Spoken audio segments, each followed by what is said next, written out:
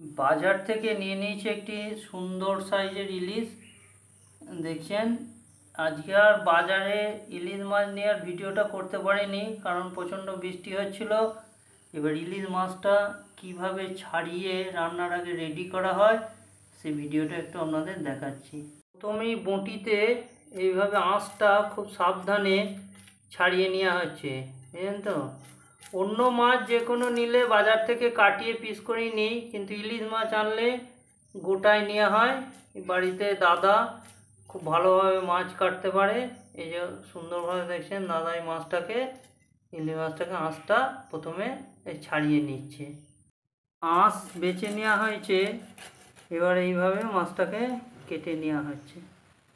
দেখছেন সুন্দর মাছ, একদম খুবই টাটকা। মাছটাকে কেটে পিস করে নেওয়া হয়। ডিমওয়ালা ইলিশ, ডিমটা এইভাবে বার করা হচ্ছে। বর্ষায় ডিমওয়ালা ইলিশের একদম টাটকা তেলটাও আছে এবং তার সঙ্গে এই ডিমটাও রয়েছে, একদম সুন্দর মাছ। পিসগুলো করে নেওয়া হচ্ছে। আলু দিয়ে একটা রেসিপি বানাবো, পিসগুলো করে নেওয়া হোক। দেখছেন সুন্দর পিস এইভাবে করা হচ্ছে। এখন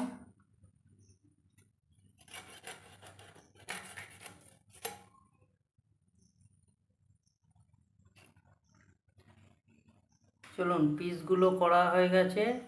আর একটা দরকারি কথা বলে দিই, এই ইলিশ মাছের লেজার এই অংশটা কাটার সময় একটু বাদ দিয়ে দেবেন। পিস করা হয়ে গেছে, এইবার রান্নার তোড়জোড় করব, সেই ভিডিওটাও আপনাদের দেখাবো। মাছটা ভালোভাবে বাছাটা দেখিয়েছিলাম আমাদের, বেছে নেওয়ার পর নুন হলুদ মাখিয়ে রাখা হয়েছিল। তারপর এভাবে সুন্দরভাবে ভেজে নিচ্ছি মাছটাকে।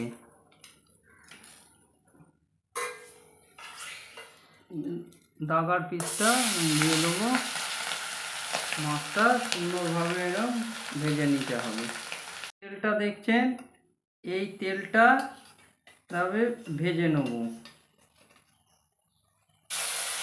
এটি ভাত দিয়ে খেতে খুবই চমৎকার লাগে, আপনাদের সেই ভাত দিয়ে খাওয়ার ভিডিওটাও দেখাবো। আগে তেলটা ভালো করে ভেজে নেব। এই যে এর সঙ্গে ডিমটাও রয়েছে মাছে। এবার আলুটা দিয়ে দিচ্ছি। একটা ইলিশের মশলা আলুর ঝাল করব নতুনত্ব। ইলিশ ভাজার যে তেলটা তুলে নিলাম একটু ভাত দিয়ে খাওয়ার জন্যে, আর বাকি তেলটাতেই এই আলুটা মশলা দিয়ে কষিয়ে নেব। মশলা দিয়ে নিলাম।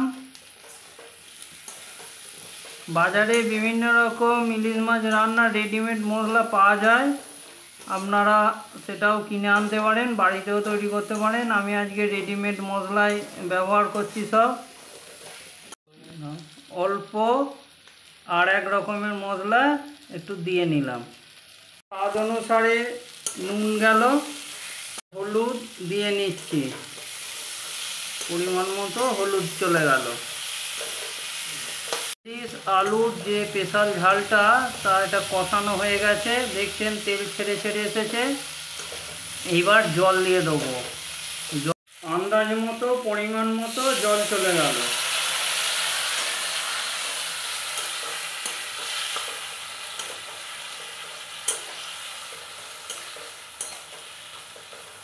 সেদ্ধ হয়ে গেলে আর একটু জল যাবে। রান্নাটার হয়ে এসেছে। এই যে মাছগুলো দিয়ে দিয়েছি, ভেজে রাখা মাছগুলো।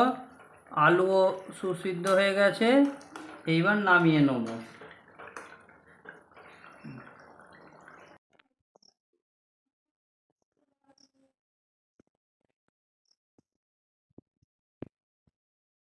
একটু লবণ দিয়ে নেব, এরকম মাছের তেল সুন্দর, সঙ্গে ডিম, এইভাবে লবণটা দিয়ে মেখে একটু খাবো।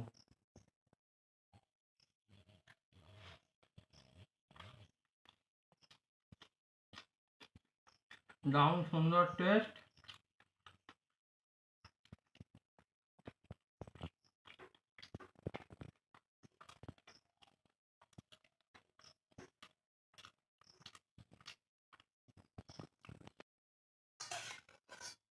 এবারে মুড়োর পিসটা নিয়ে নেব, আর এই ঝোলটা কেমন হয়েছে আলু সমেত একটু খেয়ে আপনাদের রিভিউ দেবো।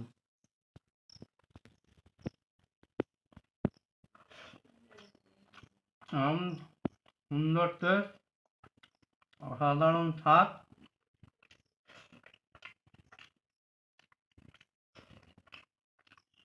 আর মাছটা একটু, মাছের কোয়ালিটিটা একটু দেখায়, দেখছেন সুন্দর কোয়ালিটি। টেস্টটা অনেক দারুণ সুন্দর। বাকি আহারটা শেষ করে সবাই সুস্থ থাকবেন, ভালো থাকবেন।